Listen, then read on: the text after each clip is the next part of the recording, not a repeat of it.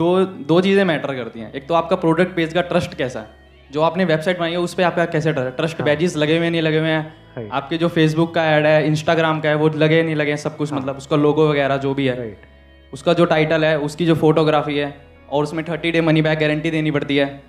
ठीक है, ये सारी चीज़ें होगी। और दूसरी बात आपकी ऑप्टिमाइजेशन की, आप ऐड कैसे चला रहे हो, कैसे उसको स्केलेबल कर रहे हो। बिल्कुल, इन्होंने दोनों बातें बिल्कुल बैंग ऑन बोली हैं। देखो, दो चीज़ों का खेल है इसमें सारा का सारा। एक है मार्केटिंग, मोस्ट इंपॉर्टेंट, क्योंकि मार्केटिंग अच्छी नहीं होगी तो लोग वहाँ तक आएंगे ही नहीं, आएंगे नहीं तो दिखेगा नहीं, दिखेगा नहीं तो बिकेगा नहीं। Number 1 marketing. Number 2 trust. कोई भी आपकी वेबसाइट को ट्रस्ट क्यों करेगा? अमेजॉन को वहाँ पे हो चाहे यहाँ पे हो चाहे किसी भी कंट्री में, सब ट्रस्ट करते हैं, इसीलिए वहाँ से परचेजिंग होती है। ऐसी कोई XYZ वेबसाइट है, उसको कोई ट्रस्ट कैसे करेगा? उसको डर नहीं लगेगा कि कहीं मैंने अपना क्रेडिट कार्ड डिटेल डाला, कोई गड़बड़ ना हो जाए, ये ना हो जाए, पता नहीं देंगे प्रोडक्ट नहीं देंगे। तो ट्रस्ट को आप कैसे बिल्डअप करते हो, सारा खेल उसका है। उसके लिए आप क्या कर सकते हो? फॉर एग्जाम्पल, आप स्लिमिंग से रिलेटेड प्रोडक्ट्स की एक वेबसाइट बना रहे हो। स्लिमिंग से रिलेटेड कितने प्रोडक्ट्स होंगे? बहुत, मतलब कितने? अरे लाखों हैं। दिमाग क्यों बंद करते हो? स्लिमिंग इंडस्ट्री छोटी इंडस्ट्री है क्या? तो उसमें से लाखों में से हजारों प्रोडक्ट आपने अपने ड्रॉप शिपिंग के थ्रू इसमें एक वेबसाइट बना ली जिसमें हजारों प्रोडक्ट्स हैं। तो क्या इससे रिलेटेड स्लिमिंग, वेट लॉस, ये वो, इस तरह की जो मेडिकल एसोसिएशंस होती हैं, कोई एसोसिएशन आप ज्वाइन नहीं कर सकते हो?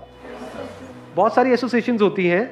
एक तो होती है जो टॉप की होती हैं, उसमें तो आपको एकदम से एंट्री नहीं मिलेगी, बट बहुत सारी ऐसी हैं जो इंटरनेशनल है, US की है, UK की है। उन एसोसिएशंस को आप कुछ नॉमिनल अमाउंट दे करके, मानो $50, $100, आपको सर्टिफिकेट मिल जाता है और आपने उन एसोसिएशंस को ज्वाइन कर लिया। तो आप क्या दिखा रहे हो? We are the member of this association.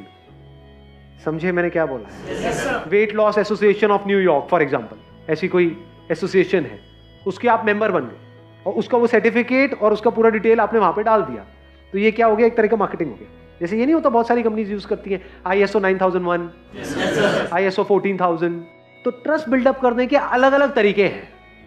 इस तरीके से ट्रस्ट बिल्डअप किया जाएगा कि that person should feel at home. यानी कलर थीम जो आप यूज करोगे वो वाले यूज करो जो US फ्लैग की कलर थीम है, ताकि वो आते ही सबकॉन्शियस लेवल पे उनको पता भी नहीं लगेगा, ट्रस्ट बिल्डअप हो जाएगा। वहां पे अगर आपने इंडियन फ्लैग्स की कलर यूज करे तो एकदम से ट्रस्ट बिल्डअप नहीं होगा, उनको लगेगा ये तो कहीं बाहर से कोई है। उनको क्या लगना चाहिए? US का ही कोई है। समझ रहे हो ट्रस्ट कैसे बिल्डअप हो रहा है? छोटी छोटी चीजों से ट्रस्ट बिल्डअप हो जाता है। करेंगे ये कॉल वाला सिस्टम ही हटा देते हैं हम सिंपल सा लिख देंगे, जब भी वो कॉल करेंगे, this is not our working hour, you can call me and you can contact me, our अपने सपोर्ट एड्रेस दे दिया, थैंक यू फॉर दिस। पंगे नहीं लेने। ये भी आइडिया अच्छा है। आप कॉल उठाओगे भी, जब भी कॉल आएगी this is not our working, लेकिन अगर वो एक्चुअल में वर्किंग के टाइम पे कर रहे हैं तो फिर क्या है? अपना वर्किंग टाइम ही है ना। हाँ। हमने अपने स्टोर के ऊपर अबाउट अस में लिखा हुआ है कि हमारा चाइना में, इंडिया में, US में सब कुछ है। देखो इसमें ना इतना मेजर इशू नहीं है, प्लीज हैव अ सीट। देखो एक तो तरीका है कि हम इस तरीके से करें जैसे आप बता रहे हो कि मतलब जब भी कॉल करें, thanks for calling but this is not our working hours, please call us later. But तो इसमें बहुत सारी सेल ऐसी जो हो सकती होंगी वो नहीं होगी, क्योंकि हो सकता है वो ट्रस्ट अपना पूरा एस्टैब्लिश करने के लिए वो कॉल कर रहे हो। तो हो सकता है अभी जो आपके 100 ऑर्डर आए हो सकता है 1000 भी हो जाते।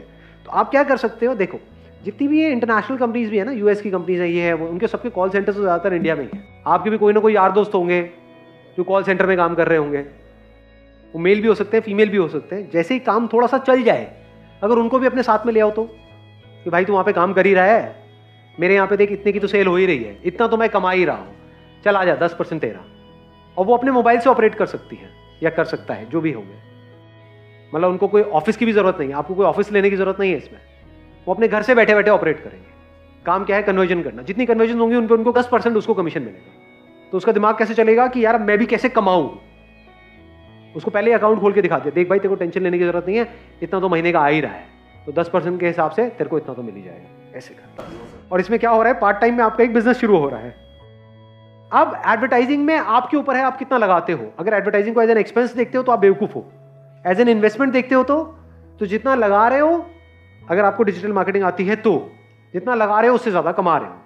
सीधा सा फंडा है। घर बैठे बैठे कहीं पर भी हो, आप रूरल एरिया में हो, अर्बन एरिया में हो, घर बैठे बैठे 2000 रुपये महीने में आपका काम शुरू हो गया है। बढ़िया है जी, कमाओ, लाखों करोड़ों कमाओ।